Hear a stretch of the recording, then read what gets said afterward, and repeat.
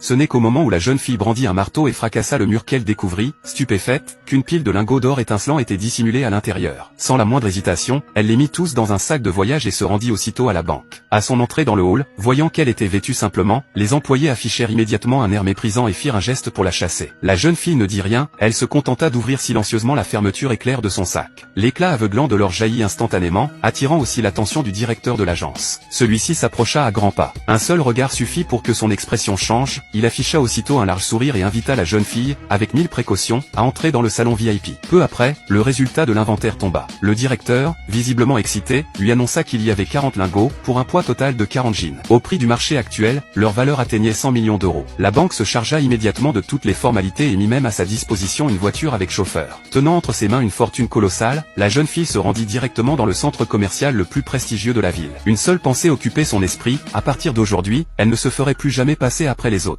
Dans les boutiques de luxe, les prix qu'elle n'osait autrefois même pas regarder n'étaient plus, à ses yeux, que de simples chiffres. De retour chez elle, elle contacta aussitôt une agence immobilière pour mettre en vente l'appartement où elle vivait, bien décidée à réserver une surprise à sa tante Avidée et à sa cousine. Si elle agissait ainsi, c'était parce qu'elle était revenue à la vie. Dans sa vie précédente, elle avait été victime d'un grave accident de voiture et avait été transportée d'urgence à l'hôpital. Lorsque l'infirmière lui demanda de régler les frais, elle découvrit avec effroi que son compte était à sec. L'infirmière, choquée, lui demanda si elle n'avait même pas 20 euros. Supportant la douleur, elle appela sa tante, à qui était rattachée une carte secondaire à son compte, et lui expliqua qu'elle se trouvait aux urgences et avait désespérément besoin d'argent pour survivre. Mais l'autre répondit qu'elle ne travaillait pas depuis des années et n'avait pas un sou, lui disant de se débrouiller seule. En réalité, la tante profitait tranquillement d'un bain thermal. Elle appela ensuite sa cousine, qui répondit qu'elle venait d'acheter un nouveau sac et n'avait pas encore fini de le payer, qu'elle n'avait donc absolument pas d'argent à lui prêter. En dernier recours, elle appela sa mère. Celle-ci pensa qu'elle inventait une excuse pour demander de l'argent et la réprimanda. Comment pouvait-elle n'avoir aucune économie après tant d'années de travail? Puis elle raccrocha. Même l'infirmière à côté d'elle ne put supporter la situation et s'apprêta à avancer les frais. Mais la jeune fille déclara, désespérée, que puisque tous estimaient que sa vie ne valait rien, il n'y avait aucune raison qu'elle continue à vivre. Elle arracha sa perfusion et mourut finalement, pleine de rancœur. Peut-être le ciel eut-il pitié d'elle, car elle obtint une seconde chance. Elle revint à ce jour précis. Ce jour-là, sa tante avait organisé un banquet en utilisant sa carte secondaire, sans toutefois l'inviter. Après coup, sa mère l'appela pour lui dire que la tante n'avait réuni que la famille proche et savait qu'elle était occupée par son travail, qu'il ne fallait pas qu'elle se fasse des idées. La jeune fille répliqua aussitôt, sa tante ne l'invitait jamais à ses repas, alors pourquoi utilisait-elle systématiquement sa carte pour payer? Sa mère lui répondit encore la même chose, elle était la seule diplômée de l'université dans la famille, et plus tard, tout le monde compterait sur elle. La jeune fille raccrocha sans hésiter, puis appela la banque pour désactiver toutes les cartes secondaires liées à son compte. Ensuite, elle se prépara rapidement, se disant que puisqu'on ne voulait pas d'elle, elle irait quand même. Elle voulait voir quelle expression aurait sa tante lorsqu'elle ne pourrait plus payer avec la carte. Elle se rendit à l'hôtel et réserva le salon privé le plus cher. En passant devant la salle réservée par sa tante, elle trouva un prétexte pour entrer et dissimula rapidement une mini-caméra dans une plante décorative. Les proches arrivèrent bientôt les uns après les autres. En observant sur l'écran ces visages hypocrites, la jeune fille ne ressentait plus que du dégoût. Elle appela alors sa tante et lui dit que l'alcool de cet endroit était réputé, qu'elle devait en commander une bouteille pour goûter, et qu'elle pouvait aussi essayer les meilleurs fruits de mer et le caviar. De toute façon, ajouta-t-elle, c'était sa carte qui payerait. À l'autre bout du fil, la tante, ravie, demanda aussitôt au serveur d'ouvrir une bouteille de vin rouge à 50 000 € et commanda tous les plats les plus chers du menu. Les proches la félicitèrent pour sa générosité, et elle répondit avec suffisance que ce n'était que de petites dépenses. Depuis l'étage supérieur, la jeune fille regardait les images de surveillance en pensant une seule chose, qu'il commande le plus possible. L'addition finale s'éleva à 200 000 €. Mais au moment de payer, le serveur déclara poliment, désolé, il n'y a pas d'argent sur cette carte. La tante resta figée sur place et demanda, stupéfaite, qu'est-ce que vous venez de dire?